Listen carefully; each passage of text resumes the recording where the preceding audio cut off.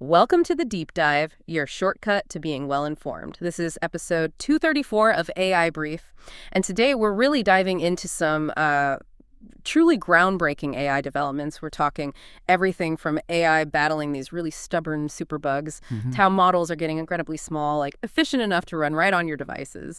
It's fantastic to be here. We've got a really rich set of developments to explore with you today. Yeah, so our mission today is basically to unpack how AI is, revolutionizing drug discovery, making AI models smaller, more accessible than ever before, and even bringing AI to everyday devices like glasses in some unexpected ways. We'll also sweep through the other big news and highlight some top tools that could boost your productivity. So let's really dig into this. Okay, first up, something truly monumental. AI taking on drug-resistant superbugs. This is a fight we've been struggling with for decades. How significant is this? Well, what's really fascinating here is that MIT researchers have used AI to design two brand new antibiotics. And these aren't just like small tweaks. They're totally novel compounds. They can kill drug-resistant gonorrhea and MRSA bacteria. MRSA, that's notoriously hard to treat, right? Exactly. And these kinds of infections cause millions of deaths every year. Our current drugs just haven't been able to keep pace with how fast these bacteria evolve. That sounds almost like science fiction. How did the AI actually do that? Like, what was the process for coming up with something completely new? So basically, scientists trained AI models to generate this massive number, 36 million theoretical chemical compounds. Think of it as the AI exploring this huge chemical universe, way bigger than what humans could test realistically. 36 million? Wow. Yeah. And then from that huge library, the AI screened them all, looking for stuff that could kill bacteria, but also, crucially, was safe for humans. It zeroed in on two promising ones, NG1 and DN1. And the really groundbreaking part isn't just that they found new drugs, but how they work, right? It's a totally different approach. Precisely. NG1 and DN1 attack the bacterial cells using mechanisms we've literally never seen before in existing antibiotics. This is such a game changer because it means AI can explore these chemical areas that human researchers might never even think to look at. It's pushing beyond our own assumptions. Exactly. We're moving past just trial and error, which is often limited by what we already know. AI can find these completely new pathways. So what does this mean for us, practically speaking? What's the real-world impact looking like? Well, both compounds worked really well in mice tests. DN1 actually eliminated MRSA skin infections completely, and NG1 was effective against drug-resistant gonorrhea. The MIT team is pretty optimistic. They think these AI advances could bring about a, quote, second golden age for antibiotic discovery. A second golden age. Yeah, shifting us from just playing catch-up with bacteria to actually designing solutions proactively. It's potentially a huge step forward for global health. Really incredible stuff. Okay, shifting gears a bit from global health to our own devices. Google just released something that seems to be redefining what small means in AI. We hear so much about these enormous models, but this feels like a move in the other direction. That's right. Google released Gemma 3 270M. It's an even smaller version of their open source model family. That 270M means 270 million parameters. Think of parameters as sort of the connections in the model's brain. Okay. So this is extremely compact. It can run directly on, like, your smartphone or in a web browser. And it stays incredibly efficient, but still really capable. It shows powerful AI doesn't always need a giant server farm. How small are we talking? And what can it actually do on just a phone? Are we losing a lot of performance for that size? Well, it's just a fraction of the size of most of the big language models out there. But it actually outperforms other similarly small AI systems when it comes to following instructions. Get this.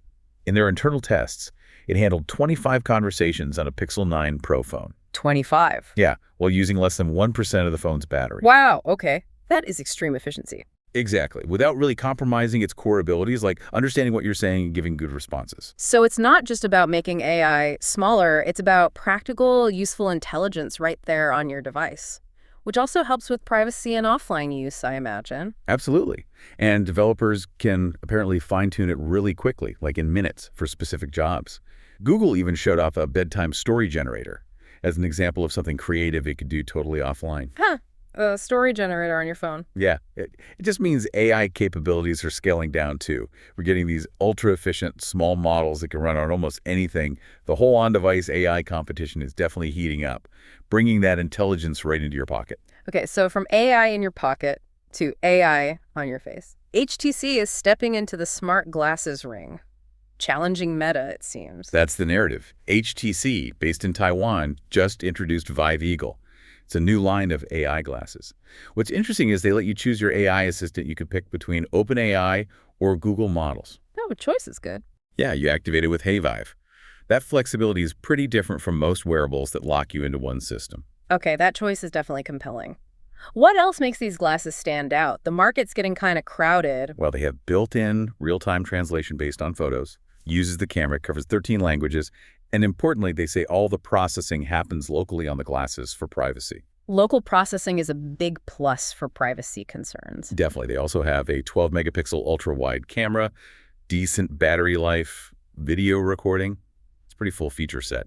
So how does this stack up against, say, the Meta Ray-Bans? They've had some success making smart glasses look more normal. Yeah, Meta's Ray-Ban and Oakley lines definitely push things forward in terms of style and getting them out there.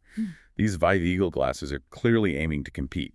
But there's the price. Ah, the price. How much? They're starting around $520 in Taiwan. That's quite a jump from Meta's Ray-Bans, which are closer to $300. Oof, yeah.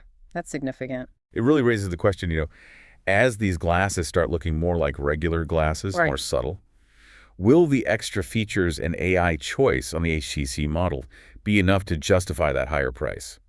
Or is cost still the main barrier for most people? It's the big question for mainstream adoption, isn't it? Beyond the tech enthusiasts. Exactly. The battle for AI wearables is really just getting started. All right, let's do a quick sweep now of some other notable developments happening in the AI world today. Lots going on. Okay, first, Anthropic. They're rolling out their learning mode for Claude more widely for regular users and developers.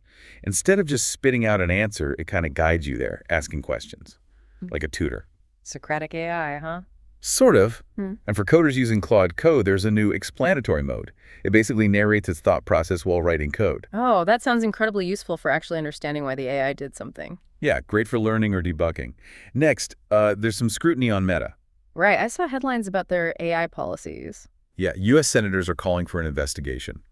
Reports surfaced claiming internal documents showed their chatbots might have been allowed to have inappropriate conversations with minors. Meta called the examples erroneous and said they fixed things, but the call for a probe shows there's significant concern about safety and oversight. Definitely highlights the ongoing challenges of deploying this stuff responsibly. Okay, what about hardware? Anything on the chip front? There is.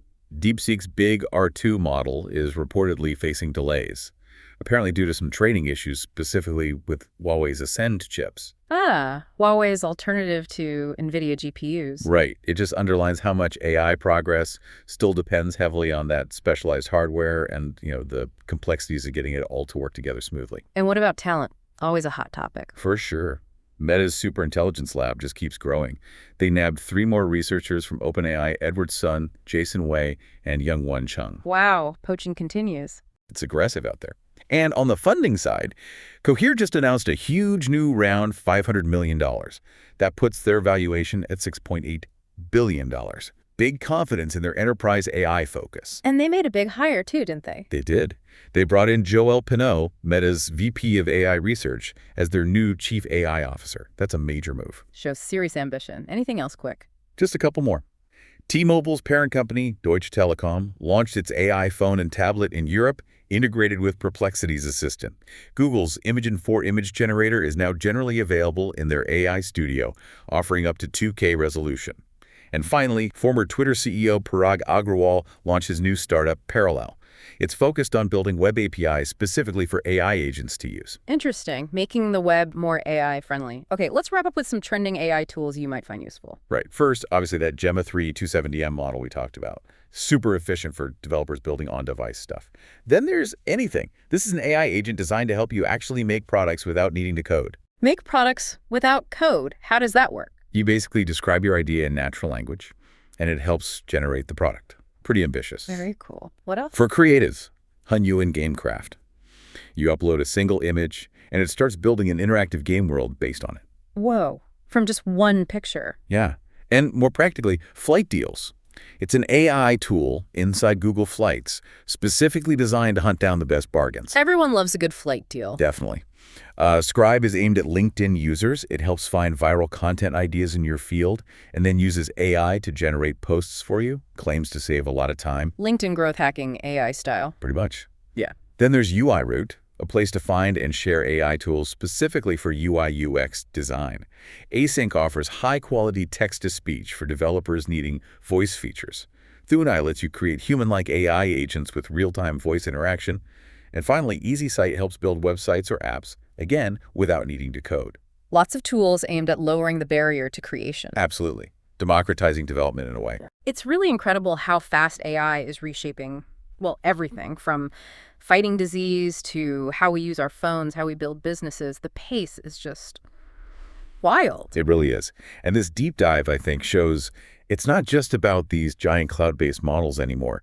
It's increasingly about these smart, targeted applications that bring real benefits right into our hands, often in really efficient ways. Putting more power directly with the user. Exactly. Well, thank you for joining us on this deep dive today. We really hope you feel a bit more informed, maybe inspired by the incredible pace of innovation happening in AI. Yeah, and we encourage you to think about how these specific advancements, the drug discovery, the tiny models, the AI glasses, might actually impact your own work or just your daily life. How might this ability to automate, personalize, or even discover totally new things, how might that change how you approach problems or find opportunities? The questions these developments raise are almost as interesting as the answers themselves. That's a great thought to end on. If you found this deep dive valuable, please do follow AI Brief wherever you get your deep dives, and maybe share it with someone else who loves learning about this stuff. We'll be back soon with more insights.